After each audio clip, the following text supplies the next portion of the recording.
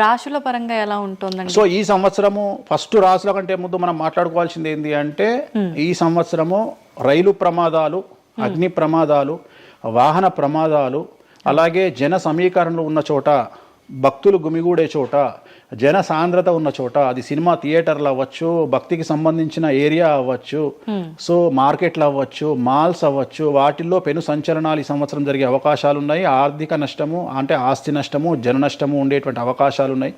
కాబట్టి జనాలకు చెప్పే విషయం ఏంటంటే భక్తి పేరుతో జనాలు లేనటువంటి ప్లేస్కి వెళ్ళండి. ముక్కోటి ఉంది, ఖాళీగా ఉన్న వెంకటేశ్వర గుడికి వెళ్ళండి హ్యాపీగా. ఆ దేవుడికి డబ్బులు ఇచ్చిన వాళ్ళు అవుతారు, పంతులకు డబ్బులు ఇచ్చిన వాళ్ళు అవుతారు, గుడికి 4 రూపాయలు ఇచ్చిన వాళ్ళు అవుతారు. అట్లనే జనాలు లేనటువంటి ప్లేసుల్లో పుష్కరాలకు వెళ్ళండి ఈ సంవత్సరము. సో జన సాంద్రత ఉన్నటువంటి ప్రదేశాలను ఈ సంవత్సరం అవాయిడ్ చేయడానికి ప్రయత్నం చేయండి. సో టూర్లు మ్యాక్సిమం అవాయిడ్ చేయండి. ఈ సంవత్సరము లోయ ప్రాంతాలలో, కొండ ప్రాంతాలలో, నదీ పరివాహక ప్రాంతాలలో పెను సంచలనాలు నమోదయ్యే అవకాశం ఉంది. టూరిస్టు ప్రాంతాలలో కూడా ప్రాబ్లమ్స్ ఉంటాయి. ఈ సంవత్సరం భారతదేశంలో కొన్ని ప్రదేశాల్లో మత కల్లోలాలు రేగేటువంటి అవకాశం కనిపిస్తూ ఉంది, కర్ఫ్యూ విధించేటువంటి అవకాశం కనిపిస్తూ ఉంది. సో ఇవన్నీ కూడా ఈ సంవత్సరం చాలా తీవ్రంగా ఉండబోతా ఉన్నాయి.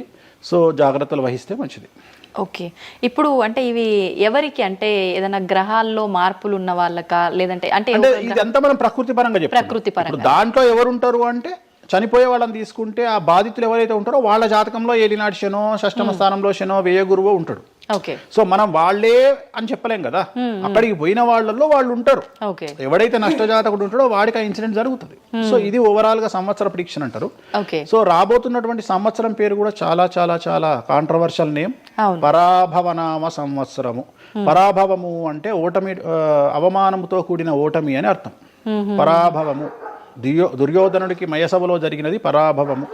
సో అలాంటి పరాభవము ఎవరికి జరుగుతుంది అంటే ఎవరి జాతకంలోనైతే ఏలినాటి శని ఉందో, 6వ స్థానంలో శని ఉన్నాడో, 8వ స్థానంలో శని ఉన్నాడో, 12వ స్థానంలో గురువు ఉన్నాడో వాళ్లకు ఈ సంవత్సరం సంచలనాలు ఉండబోతా ఉన్నాయి. అది మేషరాశి కావచ్చు, మీనరాశి కావచ్చు, సింహరాశి కావచ్చు. సో ఇలాంటి వారికి ఈ సంవత్సరం పెను సంచలనాలు ఉండేటువంటి అవకాశాలు ప్రస్ఫుటంగా కనిపిస్తా ఉన్నాయి. సో ఇది ఓవరాల్ గా సంవత్సర ఫలితము. సో నెక్స్ట్ మిథున రాశి.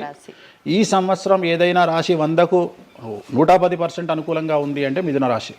సో గురువు, రాహువు, కేతువు అన్ని గ్రహాలు అనుకూలంగా ఉన్నాయి. పట్టిందల్లా బంగారంగా ఉంటుంది. గురువు అతిచారం వల్ల మీ జాతకం చాలా బాగుండబోతా ఉంది. గత 10 సంవత్సరాల నుండి మీరు పడుతున్నటువంటి కష్టాలన్నీ తొలగిపోయే అవకాశాలు కనిపిస్తూ ఉన్నాయి. సో కొత్త స్పీడ్తో ముందుకు వెళ్ళండి, కొత్త కొత్త ఆలోచనలు చేయండి, ఎంత గొప్పగా జీవితంలో ముందుకెళ్లాలో ప్లాన్ చేయండి, చాలా గొప్పగా ఆలోచించండి, చిన్నగా ఆలోచన చేయకండి. గురువు విపరీత రాజయోగాన్ని ఇవ్వబోతా ఉన్నాడు. దైవబలం మీకు అనుకూలంగా ఉంది, గురుబలం మీకు అనుకూలంగా ఉంది, శనిబలం మీకు అనుకూలంగా ఉంది. కాబట్టి కొత్త కొత్త వ్యాపారాలు ప్రారంభించండి, విపరీతమైనటువంటి చాలా గొప్పగా కలలు కనండి, ఆ కళలను సాకారం చేసుకునే దిశగా ప్రయాణం చేయండి. విద్యార్థులకు అనుకూలంగా ఉంది, ఉద్యోగస్తులకు అనుకూలంగా ఉంది, వ్యాపారస్తులకు అనుకూలంగా ఉంది, రైతులకు 2 పంటలు అనుకూలంగా ఉంది. సో ప్రతి వాళ్ళు చెరువులు, తర్వాత చేపల చెరువులు, రొయ్యల చెరువులు పండించే వాళ్ళకు అనుకూలంగా ఉంది, పౌల్ట్రీ ఫామ్ వాళ్ళకు అనుకూలంగా ఉంది, రాజకీయ రంగం వారికి అనుకూలంగా ప్రజల్లో మంచి మార్పులు కనిపిస్తూ ఉన్నాయి. స్త్రీలకు మీదే కమాండింగ్గా ఉంటుంది. కుటుంబంలో మీరు ఏం చెప్తే అది జరిగేటువంటి అవకాశాలు కనిపిస్తూ ఉన్నాయి. సో మిథున రాశి వారికి పూర్తి స్థాయిలో అనుకూలంగా ఉంది. ఎటువంటి రెమెడీస్, ఎటువంటి పూజలు అవసరం లేదు. అద్భుతం అయితే వీళ్ళది.